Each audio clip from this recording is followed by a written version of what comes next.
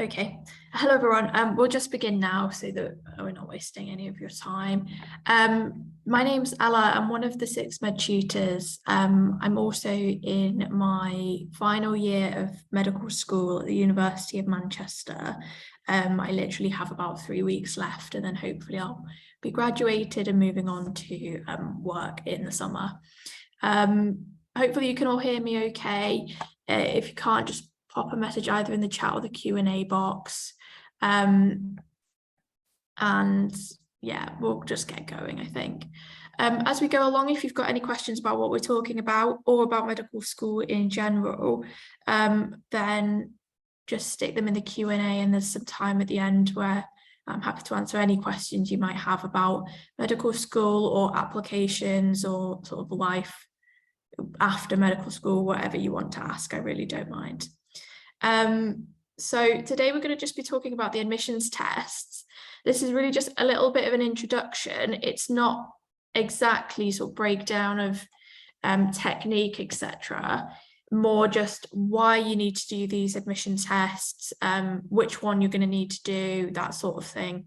But yeah, any questions you do have about them, I'm happy to answer anyway, as we go along. So we're going to sort of do 5 main things today. We're going to talk about what the admissions tests actually are.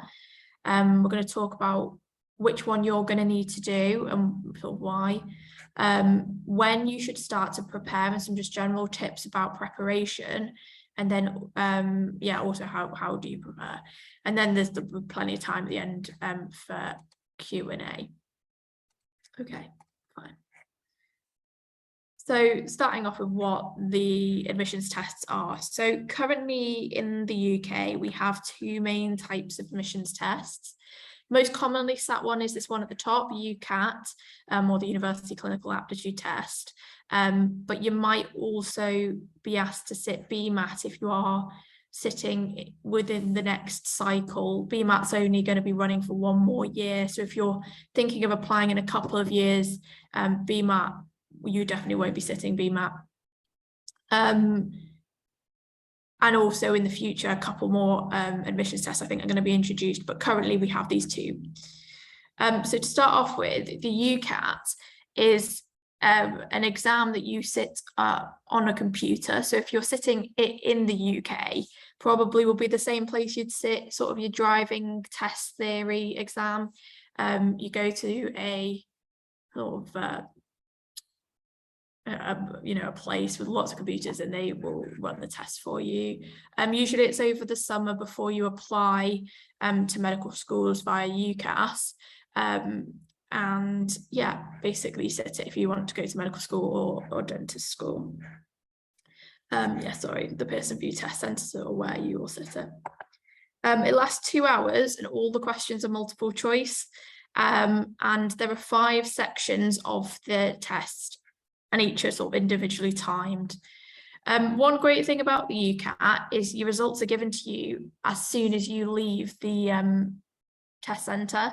So as you are sort of leaving, they'll give you a sheet and it'll have your breakdown of your marks at that point.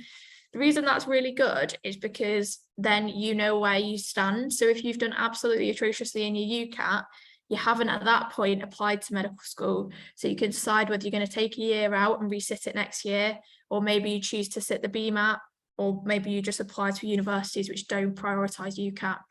Alternatively, what happened to me was when I sat my UCAT, I did better than I expected. So I decided to change where I wanted to apply to sort of suit like more UCAT university, so I didn't have to sit the BMAT. So that's really positive, okay? These are the 5 sections of the UCAT. So first off, we have verbal reasoning. I will show you some examples of questions from each of these sections, but just sort of a brief overview. So verbal reasoning, you're given 11 passages and there's a total of 44 questions on all of those passages. It is basically just a comprehension, if you've ever done those at school, just given a passage and then asked to answer information about the passage. For this section, you've got 21 minutes to complete it, and you're given a minute to read the instructions at the start. And as for all of the sections, you'll be scored between 300 and 900, 900 being sort of the highest number of points you can get, 300 being the lowest. Decision making is more of a sort of logic kind of question.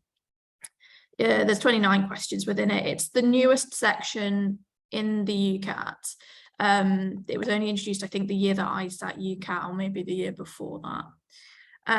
But yeah, it's basically logic. A lot of people find it okay, so it's not really one to worry about. But you get half an hour to do that one, and obviously the extra minute for reading the instructions at the start.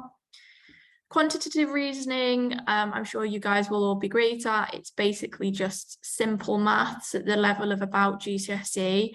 I didn't sit A-level maths, and I did very well in this section, despite not really being a very mathsy person. So yeah, simple maths, adding, subtracting, multiplications, etc., reading off graphs and things. 36 questions, and you've got 25 minutes. For that one. Abstract reasoning is a pattern recognition question. So you're given sets usually of 2 different patterns, and you have to figure out kind of what the pattern is in order to allow you to sort other patterns into those sort of categories. It'll make more sense when you see a question in a moment. There's 50 questions, 12 minutes. So as you can imagine, that's very, very time pressured. The thing with UCAT is the questions aren't actually that difficult, and if you had all day to do them, everyone would get full marks, but it is very time pressured. So when we come to talk about revision, that's something you're going to need to factor in. Situational judgment is a bit of a different section from the others. It's marked separately, so it is ultimately a test of ethics and professionalism. Similar to the kind of questions you'll be given at your interviews if you get to that stage, asking you to put yourself in the shoes of a medical student, and if things were to happen on placements in hospitals, how you would react to them, basically. There are 66 questions, 26 minutes, and instead of being ranked between 300 and 900, you're given a band. Band 1 is the highest, band 4 is the lowest. Different universities take situational judgment into account in different ways. It's usually not sort of factored into it when they come to sort of ranking everyone's UCAT scores. But some universities, for example, might say that they won't consider someone who's got a band 4 because that is obviously the lowest you can get. Other universities don't mind as much because obviously ethics is screened at interview as well, so they might not mind. So just bear that in mind. And then when you hear what scores everyone gets, coming to sort of compare your scores with other people, just be aware that some people will just add the total of all their scores, and other people will find the average of their scores. So if someone says, oh, I've got 700 or something, they haven't got a ridiculously low score. It's just that they're just taking the average there. After you've sat your UCAT, after everyone's sat their UCAT, they do release the statistics on it, so you can see what decile you're in. I would recommend that you try and be in the top 3 deciles. Then you've got a pretty good chance of getting in to med school. If you are lower than that, just bear that in mind when you're coming to write your applications, that you might want to consider changing where you apply, just bearing that in mind. Here's some example questions now. So this is an example of a verbal reasoning question. These are one of the sort of paragraphs you might be given. You would then be given multiple questions on this paragraph. I will give you a minute. I wouldn't try and answer these yourself necessarily now. There will be future surgeries focusing on how to specifically answer each of these questions and tips on actual technique. But I will give you a moment just to read through it and see what you would say anyway.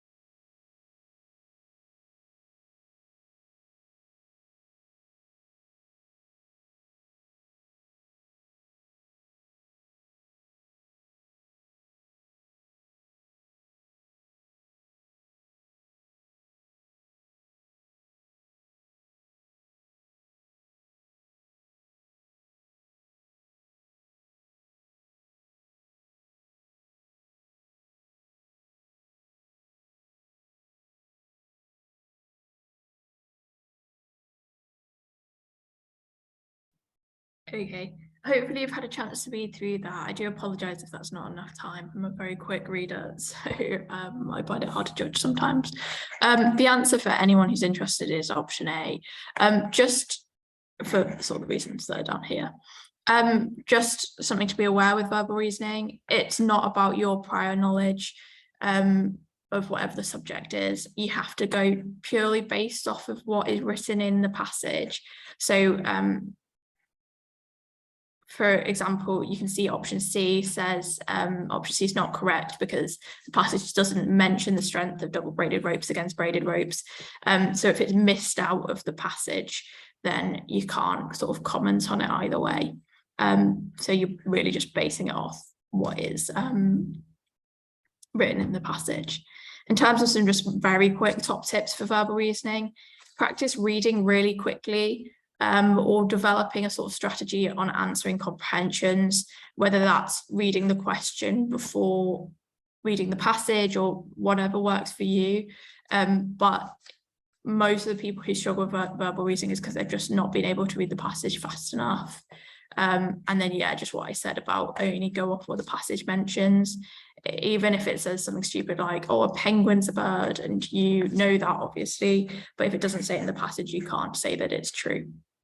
So that's just some top tips for verbal reasoning questions. This is what a decision-making question would look like. I'll give you another minute or so just to read through these.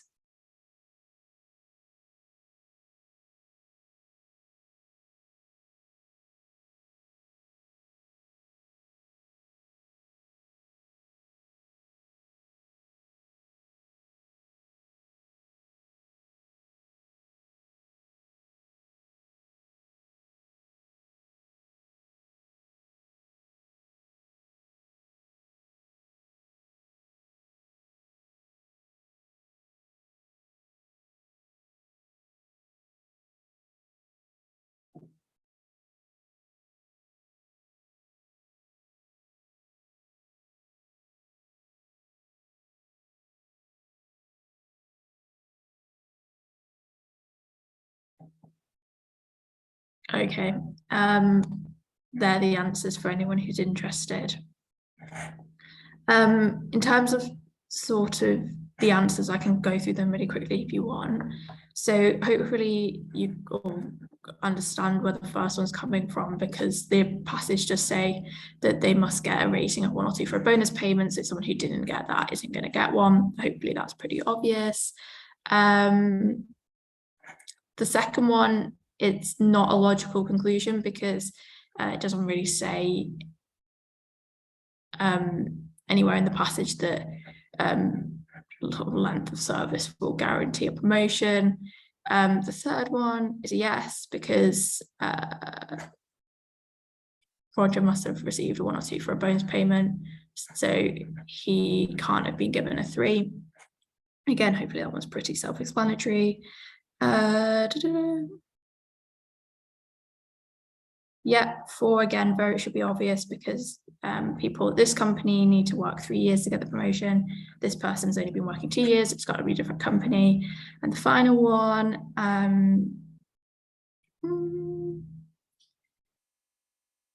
is again not mentioned in the passage, so that should be the reason why that's a no. If you've got any questions about any of those, just pop them in the chat and I'll come back to it later. Quantitative reasoning, I'm not going to give you any time to go through this one. I hope you guys are all okay on the maths, but this one is basically a very, very standard quantitative reasoning question that you might be given, where you're given a table and then you're asked to just figure out a sum based off of that. But it shouldn't be too difficult. And that's the working out if anyone was interested.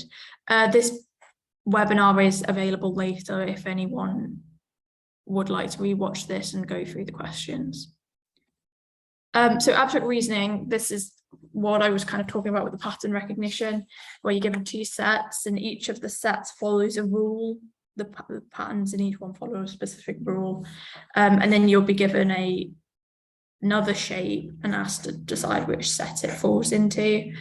A lot of people get very stressed about abstract reasoning and try and figure out different ways of how they can think what the pattern's going to be. And stuff like that. But it is so time pressured that in the real thing, you won't be able to do that. I did try, it didn't work out very well. So with abstract reasoning, do lots of these questions so you start being able to pick up on the types of patterns that might come up. But trust your instinct, and that'll help you loads. And it's really important, that's a really important point, because when you actually do come into working in medicine and being a medical student, people don't really put enough emphasis on using your instinct.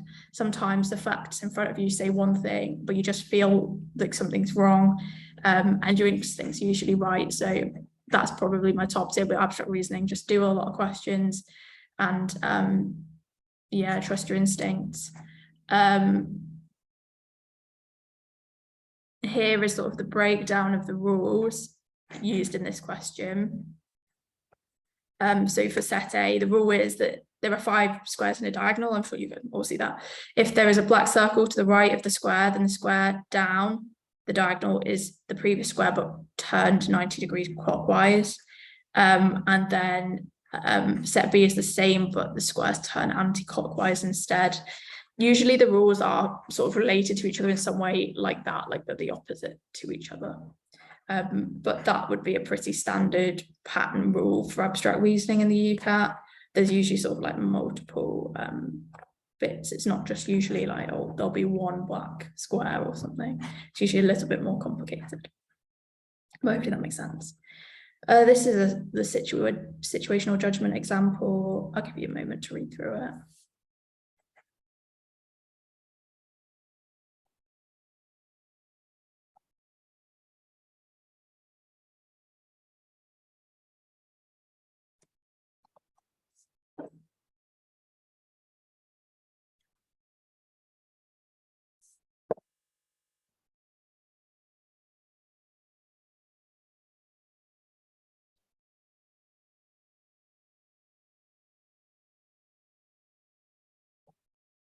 Okay, that was quite a short passage, so I'll just sort of move along. But I hope you can understand what I was talking about with situational judgment. It makes you pretend you're a medical student and puts you in sort of ethical or professionalism situations, and decide how you're going to react based on that. And for example, in this question, it's asking you how important the certain different considerations would be. It would then usually give you a couple of considerations to go through. And in this case, it's asking how important is it to take into account the risk to patients that is caused by this scenario. It is, of course, very important. Just my top tip for situational judgment is if patient safety is being put at risk, then it's always going to be very important. Situational judgment is I was going to say it's a test that you will also take in your final year of medical school before you go into foundation year doctor jobs. But from next year, I think they are getting rid of the situational judgment test, or at least it doesn't count anymore towards what job you're going to get. So I don't know how that'll look for you guys. So you may be asked to sit another one of these later on in your career, or you might not. But situational judgment is quite fun. A lot of people enjoy it. So yeah, just keep practicing the questions for that one as well. And then you just get a feel for how to answer them. Any ethical questions or anything, feel free to ask them again in the chat. I have a particular interest in ethics, so hopefully should be able to answer them. Just a breakdown of some of the admin of the UCAT. So if you're sitting the UCAT in the UK, it will cost you £70 each time you sit it. If you're sitting it internationally, that will be £115. There are bursary schemes available if you're going to struggle to pay for that. Have a look on the UCAT website for those and see if you're eligible. And also if you get extra time in exams or rest breaks, you know, you have any sort of learning difficulties or physical or mental disabilities, you might be eligible for some extra time as well. I recommend, especially if you have something like dyslexia, I recommend looking into this extra time because it is very time pressured. And if you do struggle with reading, then you will really benefit from this extra time. The other thing with the UCAT is if you don't get into medical school in the same cycle year that you've sat your UCAT, you will need to resit it the next year. It only is eligible for 1 year. Okay. So moving on to the BMAT, again, only like applicable to you if you are trying to apply next year for medical school. After that, tune out for a little bit maybe. Usually it's a paper-based exam, whereas the UCAT was online, but since COVID, it did go online for a little bit, and I'm not sure how that will look this year. They might have released it. I don't do a lot of BMAT teaching, unfortunately, but look on their website and see whether it's going to be paper-based or online. Also, if you're international, it's usually online as well. And you would usually take it in your exam hall at your school, so the same place you take your GCSE and A levels, and you just, yeah, they'll just tell you the date and you just turn up and sit it like a normal exam. With the UCAT, sorry, I apologise for bouncing backwards and forwards a little bit. The UCAT, you book your test on a day that you want over a couple of month period, so it's much more flexible, whereas yeah, BMAT is, they give you 1 day that you can sit on, again 2 hours, and it has 3 different sections instead of 5. The thing with the BMAT that's different from the UCAT is you don't know what you've scored until you've sent your UCAS application to the universities. So if you do bad on BMAT, you won't know until after you've submitted your application. So it's a bit riskier. So sometimes people will recommend that if you are wanting to go to BMAT universities, that you also sit the UCAT and have a bit of a mix, so that you've kind of got a backup to fall on if you do badly in your BMAT. So, but that's really up to you. I know different people's opinions differ on that. If you're a bit more of a risk taker, feel free to just take BMAT universities. Yeah, and then you can see your results about a month after you've applied to the university. So these are the 3 different sections. First one, thinking skills, is sort of like logic questions, I guess, a bit more similar to the UCAT questions. You're given 32 multiple choice questions, you're given an hour to answer those, and you get scored between 1 and 9, 9 being the highest, I believe.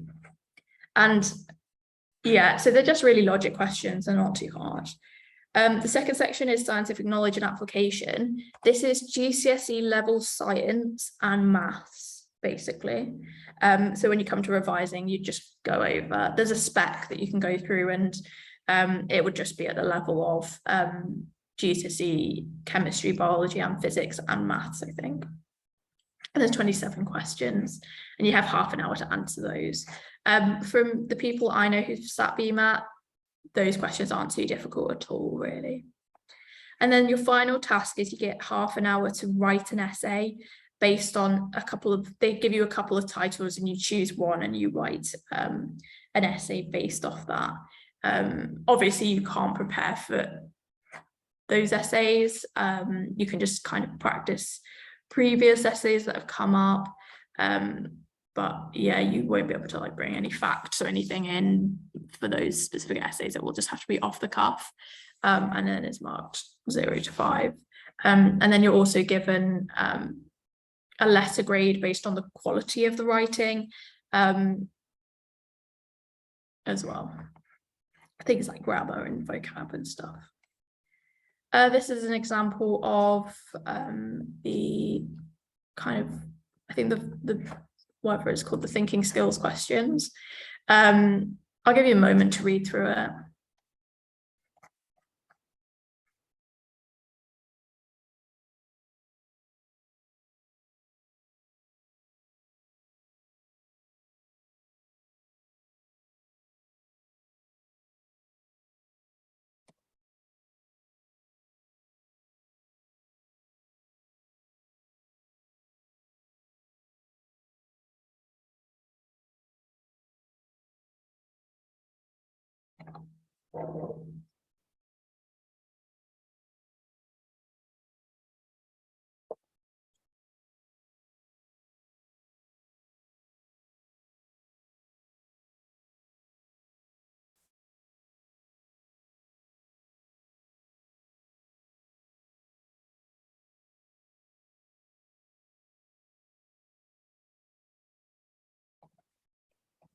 Okay, the answer's B. Again, with these sort of questions, think about what we've already talked about with the UCAT. So just going off what the passage says, not adding your own information in. And yeah, just practice reading quickly. Because again, I think the BMAT's less time pressured than the UCAT is, but it's worth, practicing being speedy anyway. This is another question, a bit more of a logic-y one in comparison to the sort of comprehension one that was before. I'll give you a moment to read through.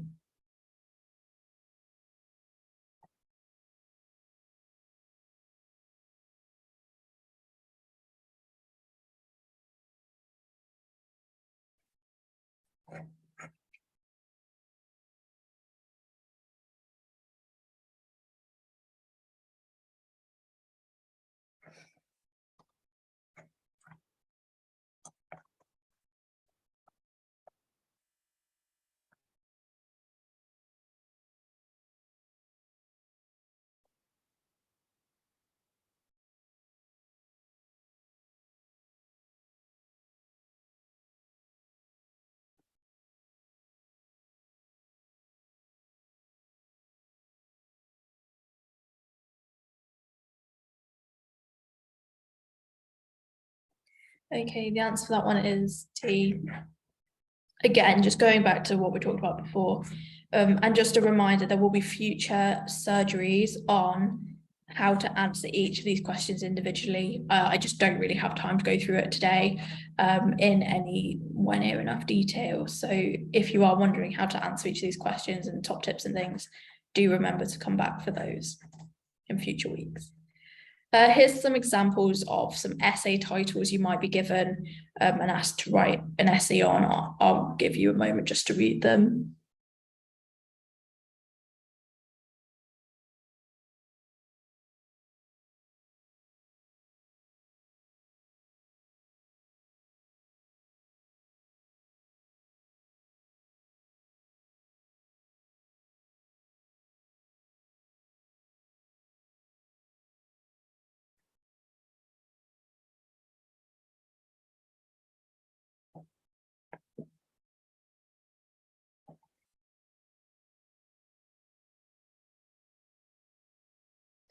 Okay, hopefully you've read through them all. Usually with the essay titles you'll be given, one might lean more towards vet med. So it doesn't really matter which one you do, but you might choose to do one that is more suited to whatever you're applying for, medicine or vet med. And just an important thing to bear in mind with answering these essays is making sure you have a balanced argument and a conclusion. That's very, very important, okay? And yeah, hopefully it wouldn't be too difficult. You're not expected to use any case study details really, unless you know any off the top of your head. But yeah, make sure that you have nice balanced answers and you should be okay. The admin is the UK tests costs. I don't know what this additional costs for, unfortunately. I'm sorry, again, I haven't sat BMAT, as I already mentioned, and it has been 6 or 7 years since my friend sat it as well. So yeah, I'm sort of a bit pressed for trying to remember what these costs mean. But if you go on the BMAT website, you'll be able to find out. Sometimes schools will pay that for you as well, whereas other schools might ask you to pay it yourself. Worldwide, £92.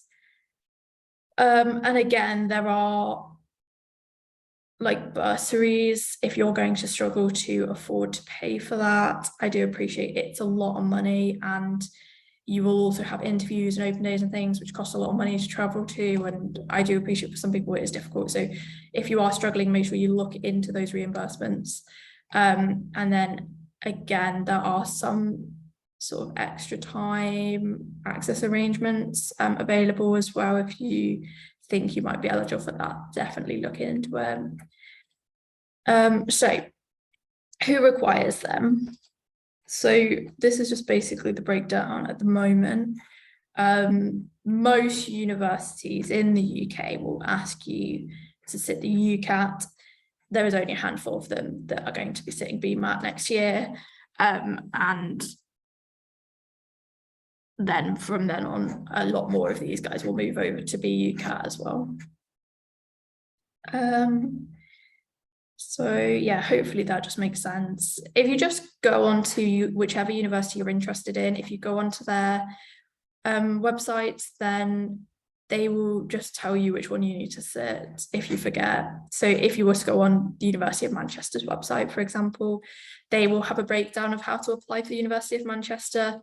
They'll tell you what grades you need. They will tell you whether you need to sit UCAT or BMAT. They will tell you what score you should be expecting to get. They'll explain the interview process, etc. So I recommend doing that if you do sort of panic and forget. So in terms of preparation, it's up to you when you start to prepare, is the simple answer. I think I booked my UCAT to be sat right at the end of my summer holiday from school. And I started revising at the beginning of that summer holiday, so a couple of months, just over a month. And what I did was I had a book with like 1,000 UCAT questions in, or UCAT as it was called back when I sat it. And I just did 15 minutes a day, and that was it. Every day, a very short spurt of questions. Now there are a lot more like apps you can get on your phone. You can go on the UCAT website and they have practice papers.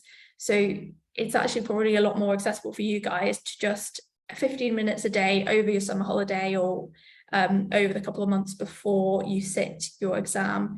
If you're just sitting in a queue or waiting for somebody, you could just whip it out, do 10 minutes of questions, and doing little and often will help.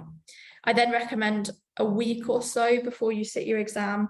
There's some full past papers on the UCAT website, and similarly BMAT will have resources.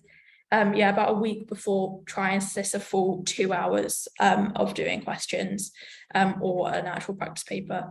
The beauty of the UCAT ones on their website are they're exactly the same sort of layout as the ones you'll sit in your in the real thing. So you'll get used to using the keys and knowing where to click, etc. With UCAT as well, I'm pretty sure you're not allowed to take a calculator in. The website itself has an inbuilt calculator, so just sort of practicing using a computer to use that calculator, because it will slow you down a little bit, things like that. A week or so before you start your actual thing. But everyone's a bit different, so it is up to you, but that's just what I would usually recommend. And in terms of how to prepare, so I've obviously talked a little bit about it there. Practice questions are the best things to do. If you know other people who are applying for medicine, doing questions together is really helpful as well, because you can break down why the answer is that answer. Definitely, if you're doing BMAT, practice writing the essays, even if you're just bullet pointing what you would include. Make sure you're feeling confident on the questions, basically. And it's up to you whether you use websites or books or anything. Books are a lot cheaper because no one uses them anymore. You can probably get them off eBay for a couple of pounds. But websites as well can be very useful. Just be aware that the websites are not written by the website questions aren't written by the same people who write the UCAT and BMAT, so they might be slightly differently marked or in a slightly different format from the real questions, but the techniques used will still be the same, so you should be absolutely fine to use them. But yeah, it's really a confidence and speed and technique thing. Just the more questions you do, the better you'll get. So some advice. So these are the websites that you can go on, and they have a breakdown of how to prepare, some example questions, past papers, etc. So very useful websites. like I said, go on your university websites and have a look at what they recommend doing, and what they recommend knowing basically before. Register for when you're going to sit your UCAT early, so you know what date your exam's going to be, and then you can plan your revision based on that. Don't wait around until they're all booked up and you have to get a really obscure slot at like 6 in the morning or something, and you've only got 2 weeks to prepare. So prepare early and do little and often, and the more questions you do, the better you're going to get, basically, especially if you're doing them timed. In terms of timing them, I would say when you first start, the questions will feel really strange to you because you probably haven't done any questions like this before. So when you do initially start, don't time yourself, just practice technique, get a grip of what those questions feel like, and then once you start getting them correct, then start timing yourself and putting yourself under more pressure, and that's all a better way of doing it than just starting timed early. The people I know who start timing themselves very early on never are able to sort of develop their technique good enough to, you know, do really well. So just bear that in mind. 6med offers some courses on UCAT and BMAT if you're really struggling and have the money to, you know, book onto them. I personally didn't use a course. I did all my work myself or with friends. But if you are struggling, these can be really useful. Either getting a one-to-one tutor or going to like a day course on the UCAT or BMAT. They're run by people who more recently sat the exams than I have, and they'll be able to offer some good tips on how to answer the questions. So that's an option as well. Also, talk to medical students or people you know who've already sat the exam. I mean, if any of you are on any of the 6med group chats, I'm on there and I'm always happy to answer any questions that you might have. So that's all from the PowerPoint. So I know there's a lot of questions. So I will turn my camera on because then you are just staring at a black screen, and we will get to answering them. Any more questions, feel free to keep popping them in the chat and I will work my way through them now. Give me one moment. I have too many tabs open. So, first question, is each question timed? So for UCAT, what happens is each section is timed. So with the timings that I told you within that PowerPoint, and then at the end of each section, once that time runs out, it moves you on to the next section. So you can't spend less time on one and extra time on another. You do have to stay to the timings per section, basically. But you can spend as much or as little time as you want on each question. If you do spend too much time, though, you will not finish that section, and then you're better off kind of guessing if you don't know the answer and being able to do all of them, because there is obviously a like 1 in 5 chance of you getting the answer right, which is pretty good odds anyway, better odds than not doing the question. And then for BMAT, I believe it's a similar thing where I think maybe section 1 and 2 are linked together and then the essay is separate, but I do believe you get moved on if you haven't finished one of the sections. So what's a good UCAT and BMAT score? So again, I can't really remember the BMAT scoring. If you go online, they break it down for you, but it's less high than you would expect. I think as long as you're not getting 1s and 2s, you're pretty okay. And then for UCAT, the top 10% usually get over like 700 or something. It depends what university you're applying to. So at Manchester, I know people who got 650 average and are at Manchester. So I would assume something about mid 600s is an okay UCAT score. But anything over 700 is a very competitive UCAT score. I think mine was about 730, which is why I didn't sit BMAT in the end, because it was a pretty good score. How do you get feedback on practice essays for the BMAT? You can pay a tutor to have a look at them for you. Those tutors won't work for the BMAT, like marking and things, but if they've got a very competitive BMAT score, they might be able to give you some tips. There is going to be online people who will mark them for you. Alternatively, asking a school teacher, or like if you've got a parent who's really good at writing, you could try that as well, especially for things like quality of the English. Your English teachers are going to know how to write a good essay, so you could always try them as well. Usually they're pretty accommodating. But yeah, alternatively, you can pay someone online, but just take it with a pinch of salt, because those people aren't going to be marking your actual essay.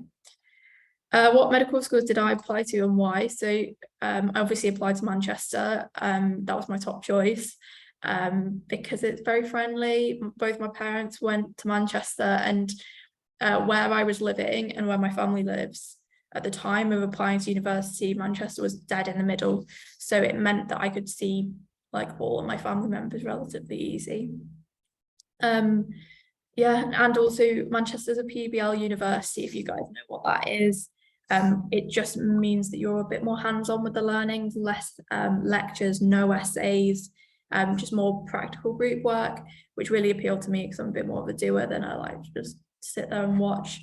And then my other universities I applied to, Liverpool was my second option, and I got an offer from them. Similar reasons to Manchester, very friendly university, very vibrant city. Just really liked the university when I visited it. And then I also got an offer from Sheffield, similar thing, lot to do around Sheffield, and just seemed like a very nice university. I also applied to Nottingham, but withdrew my application from them because I'd already received my offer from Manchester before even hearing back about interview from Nottingham. I can't remember why I applied to Nottingham. I wouldn't have taken it, I don't think. And then for my fifth choice, your fifth choice can't be a medical school. So my fifth choice was biomedical sciences at Manchester. But yeah, luckily I didn't need to take that one. How do you prepare for interviews? So there's loads of question banks on the internet with the different types of questions you might be asked. I just went through them with my friends basically, and we just talked about what we would answer to those particular questions. Some questions are asked at every single interview. So things like, why do you want to do medicine? What work experience do you have? What did you learn from your work experience? So you can prepare quite well for those questions because you know they're going to come up. So yeah, just kind of find a question bank online and go through them with your friends is the best advice I have for that. Read up on ethics as well, because you probably will be asked ethical questions. You need to know things like confidentiality, capacity, consent, the 4 pillars of medical ethiks. There's, again, like if you search medical ethics for interview, you should be able to find someone will have broken down what you need to know.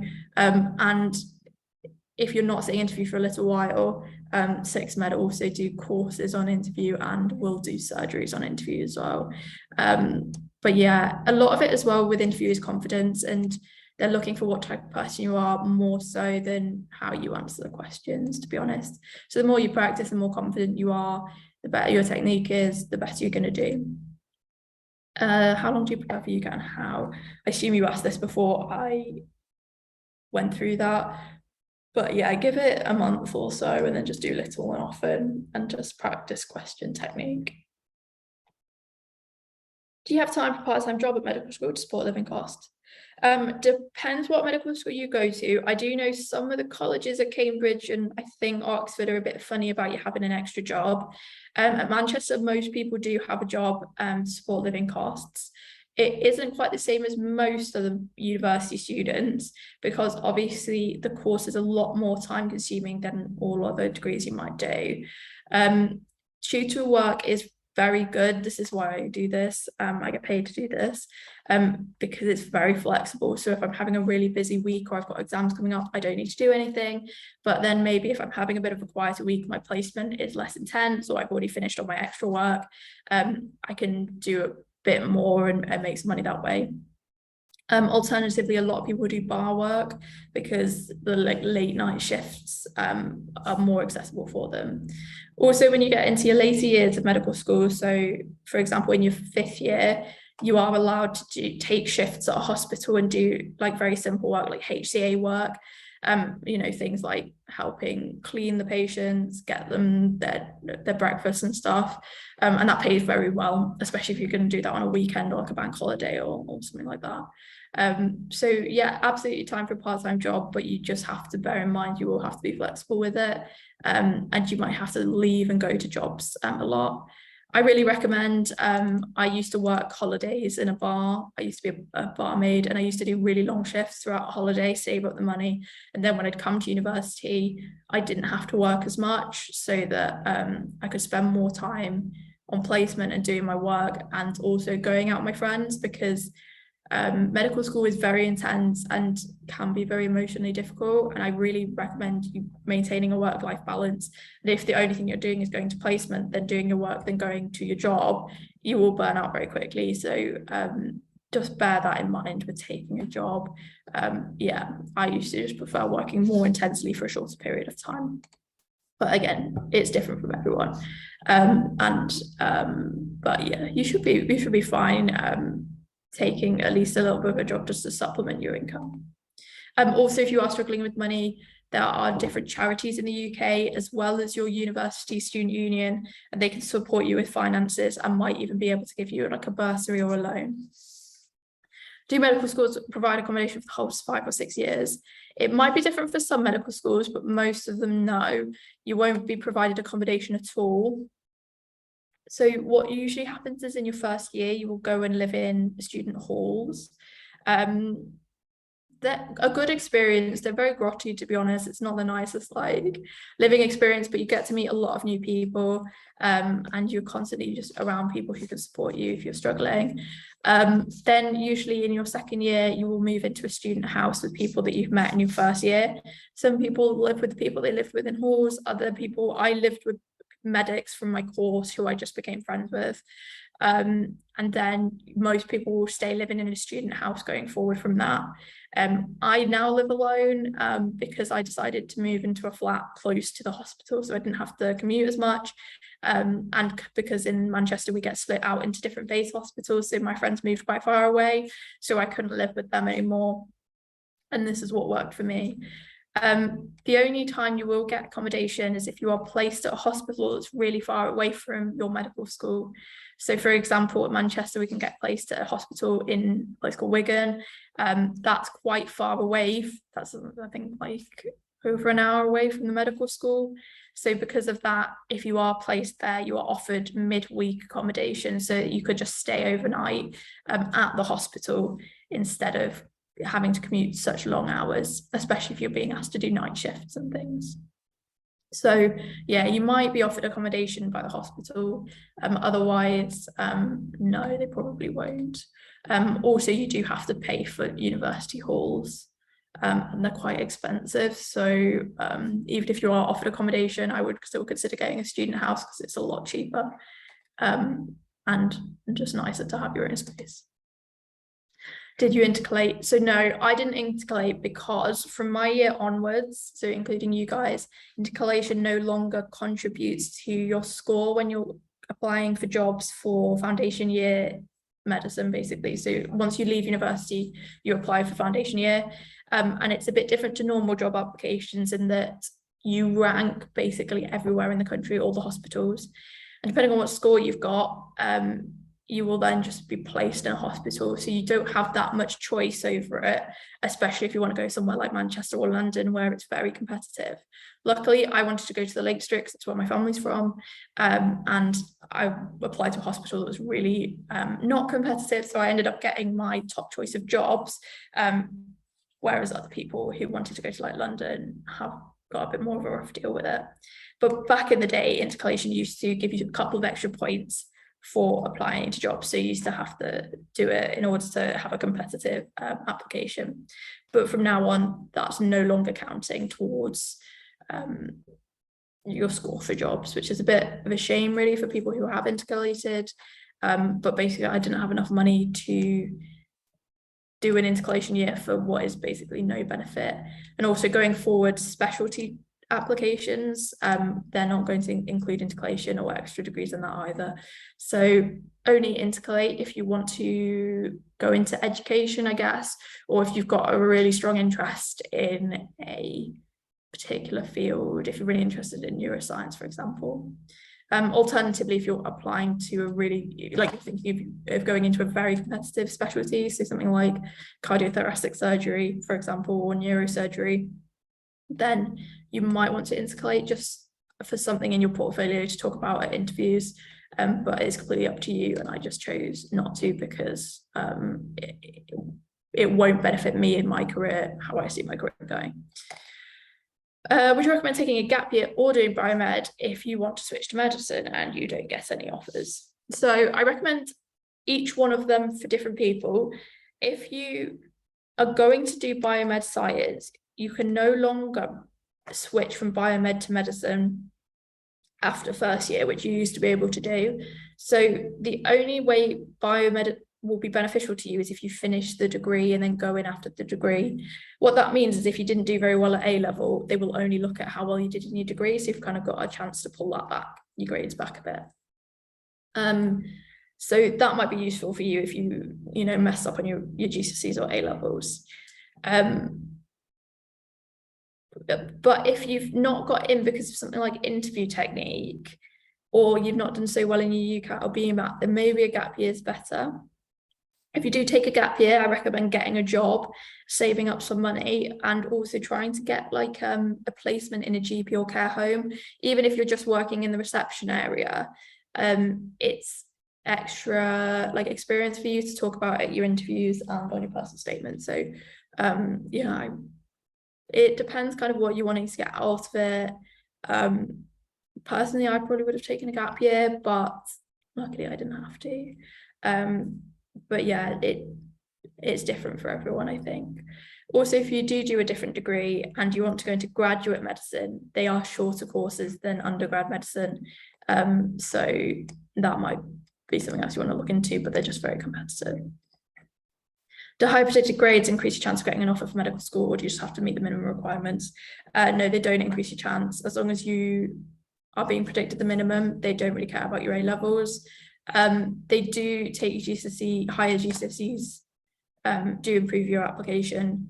But yeah, if you're predicted 3As, it's no different to being predicted 3A stars at most medical schools. So yeah, it doesn't really matter. What matters is you meet those grades at the point of taking your A levels. Are all the section of BMAT part of one test, or do you have to stop the first section after an hour? I already answered that one, but yeah, I think the first and second part are like combined, and then the third one is the essay bit is separate. Where do the recordings go of this live? I joined late. If you just send an email to the 6med team, their email address is on their website. They'll let you know. I think it's somewhere on the website. All the previous surgeries are posted. But yeah, I can't really remember off the top of my head exactly where it is. If you're struggling to find it, just send them an email. Also, if you've got any specific questions, I'm happy to answer them as well, even if I've already covered them today. Do you get a rough paper to plan the BMAT essay? I think you do get spare paper. I know with the UCAT, you get given a whiteboard and you can write on the whiteboard, but you're not allowed to take paper into that. But I think with the BMAT, you do get some rough working paper. Is there an additional cost for the grade? Additional cost for the grade? I'm not sure whoever wrote, is there an additional cost for the grade? I'm not quite sure what you mean. If you can sort of explain a bit more, I will come back to that one. Can you do UCAT BMAT through your school, or do you have to do it externally? So UCAT's done externally, you book it yourself and you do it at Pearson VUE Test Centre, but BMAT's done through your school and will be sat at your school. So if you're wanting to sit BMAT, talk to whoever's in charge of like exams at your school. But yeah, UCAT, go on their website and they'll tell you when bookings for it open, and then just book it from them. How do you improve your reading speed? So just practicing reading, basically. Different people, I think, have different techniques of doing it. I'm just a naturally very fast reader. I'm very bad at it, but that's probably just because I've been on placement for 3 years and you have to be very used to reading things really quick and typing very quickly. So yeah, just the more you practice, the better. Even read books and just getting used to actually reading stuff will just help you. But yeah, just practice. And then when you come to do your UCAT or BMAT revision, just time yourself, see how long it's taking you, see if over time you can improve that speed. Do you need to know about particular diseases for interviews? It depends where you are interviewing. Nowhere that I interviewed expected you to know that sort of stuff. So Manchester, Liverpool and Sheffield. I have a feeling Oxford and Cambridge might expect you to have done some reading about science and discoveries and this sort of thing. But I don't think anyone would expect you to know in detail the medicine of certain conditions. That's the reason you're going to medical school. But they might ask you, you know, what's the biggest scientific discovery you've read about recently, or something along those lines. But apart from that, I wouldn't expect them to ask. Ethics is probably the only thing you're going to be expected to know about in terms of like educationally. It was helpful. I will answer the final question. There's only one more question. If anyone else wants to put any more questions in, I'm happy to stay a little bit longer. Alternatively, feel free to go and enjoy the rest of your Sunday. And I hope it was helpful for you. So for the BMAT, you have to pay extra to get the grades you got in the exam. I assume you're asking like to know what your grades are, like to get your grades back, I suppose. If that's wrong, please correct me. But no, it's just like a normal exam. So all exams sat in the UK are paid for, but just usually your school pays for it and you don't have to. So it'll be exactly the same thing. You just sit the exam and it's going to cost you however much money I mentioned earlier, and then you'll just be sent your grades afterwards. You don't have to pay extra to see them. And the grades are released at the same time for everybody. I hope it was helpful. Any more questions about medical school, doctor life, anything? What will replace BMAT? Okay, so I'm not sure they've announced it technically, but apparently Oxford and Cambridge are going to do their own exams, sort of make their own thing up. I assume places like Leeds and Lancaster will move to UCAT, but we don't really know yet. They will announce it and give details nearer the time, I think, but yeah, I would suspect most of them will move to UCAT, and then the Oxford and Cambridge, I think, will come up with their own entrance exam, but we'll have to just wait and see, really. What are placements like at medical school? So it's different at every medical school, I think, but I can talk about what Manchester's are like. So we have early clinical experience in first and second year. So for like a day, a semester, or just more than a day, a bit more than a day maybe per semester, we go into a hospital or a GP and we just basically sit and watch what the doctors do and sometimes talk to patients. And then from third year to fifth year, it's full-time placement. So in third year, I think it's Monday to Thursday, you'll be on placement and you'll rotate through different gen med placements. So I think I was on like general surgery, respiratory medicine, I can't remember what the other ones were, but sort of along those lines. And in third year, you're really just, again, watching what the doctors do, talking to patients, practicing like taking blood and putting cannulas in and things. And then in fourth year in Manchester, we go through the specialties. So everyone has the same placements in that year. Things like pediatrics, GP,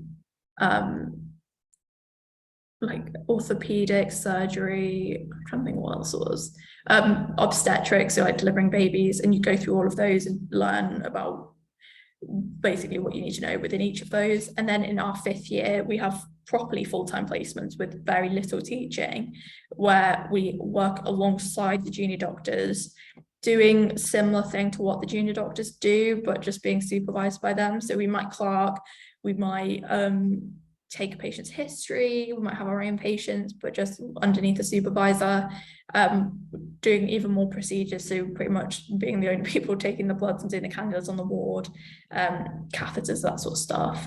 And yeah, it's basically like an apprenticeship for when you start, so you know what you're doing, you know how to fill in all the forms, you know how to like verify death, all these kind of things you'll be expected to do as a junior doctor.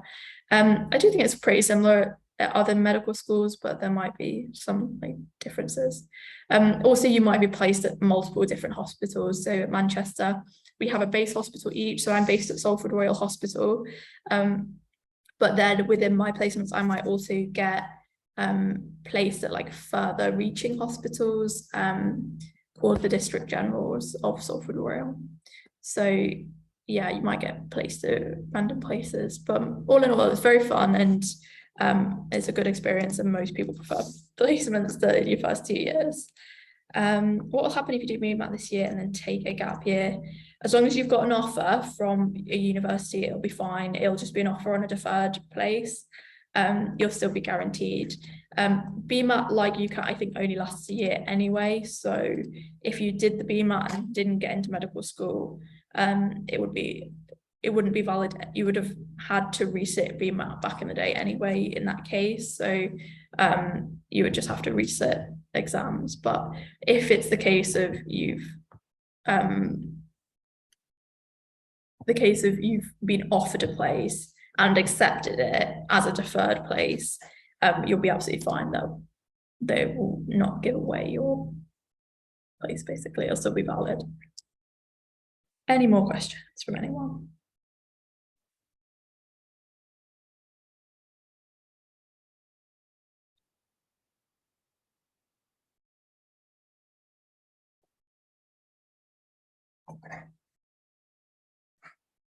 No worries. Thank you for coming, and enjoy the rest of your bank holiday weekend if you're here in the UK. Yeah, I'll hang around in a couple more minutes. If anyone does have any more questions, feel free to put them in. If not, then please do leave so then I know that I'm not waiting for anyone.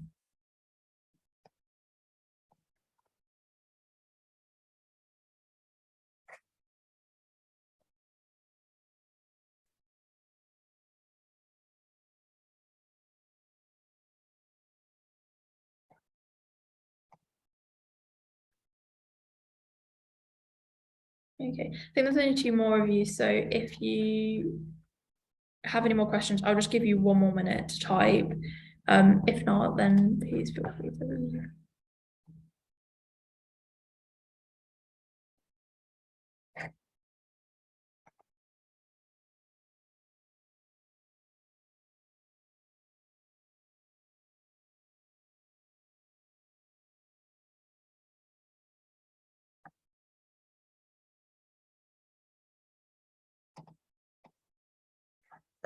Which are the least competitive universities? Okay, all medical schools in the UK are very, very competitive.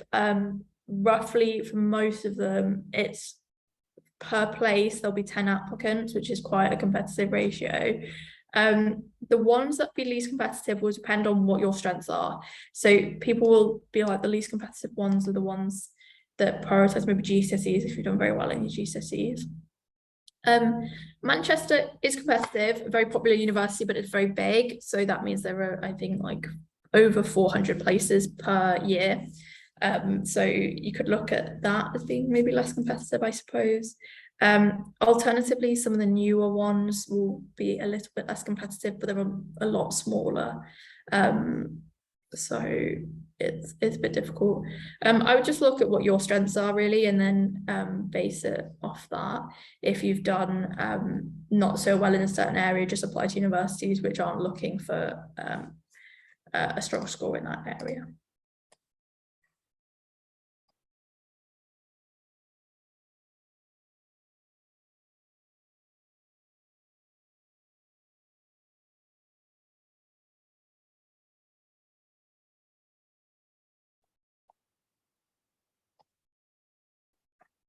Do you have any more questions? I think you're the only one remaining, so if not, feel free to go.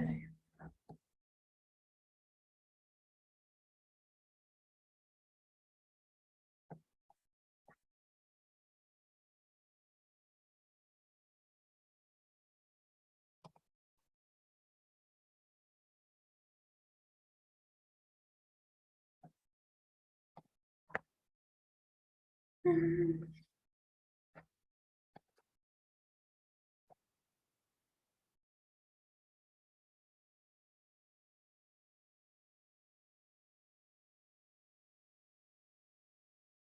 I'll assume you're not typing anymore then. And if you do have any more questions, feel free to just email the 6med team or join another surgery, and there'll be plenty more opportunities to ask questions. So thank you and enjoy the rest of your